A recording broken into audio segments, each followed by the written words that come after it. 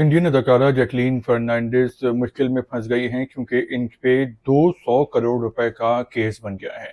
तो जैकलीन मासूम हैं या फिर मुजरिम हैं, ये असल मामला क्या है? इस हवाले से कुछ पॉइंट पे बात करते हैं। जी अस्सलाम वालेकुम, मेरा नाम खुर्रम फहद है। सुप्रीम कोर्ट इंडिया की है जिसमें केस चल रहा है और ये 200 करोड़ से ज़ायद का केस है।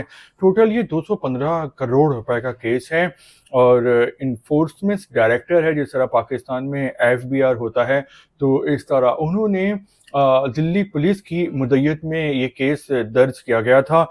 जैकलीन की उम्र इस वक्त 40 साल है और वो अपने कैरियर में इल्ज़ामात की जद में रही हैं कि वो मनी लॉन्ड्रिंग में इन्वॉल्व हैं। और एक शख्स है, उसका नाम है सुकेश चंद्रशेखर, जिनके साथ इनका गठजोड़ है और ये शख्स भी जो है वो पुलिस की हिरासत में है।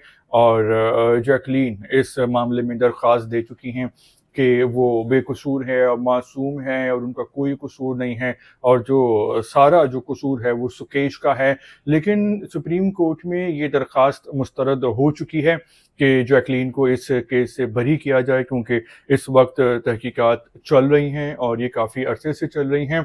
और कहानी सिर्फ जैकलीन पे ही ख़त्म नहीं होती, बल्कि बहुत सी इंडियन अदाकाराएँ हैं जिन पे इस किस्म के इल्ज़ामात लगते रहे हैं, 2 नंबरी के, करप्शन के, मनी लॉन्ड्रिंग के, ड्रग्स वगैरह के।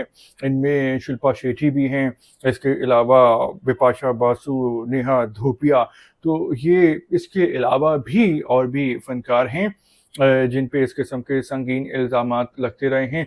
लेकिन जो जैकलीन फर्नांडिस हैं, उन्होंने तो तमाम ही हदें पार कर दी हैं और इनका जो कैरियर है वो बहुत ही कंट्रोवर्शियल रहा है। अब देखना यह है कि ये बच पाती हैं या फिर इनको सज़ा होगी। आपका क्या ख्याल है? आपको क्या लगता है कि जैकलीन बेकसूर हैं, मासूम हैं, या वो 2 नंबरियों में इन्वॉल्व हैं?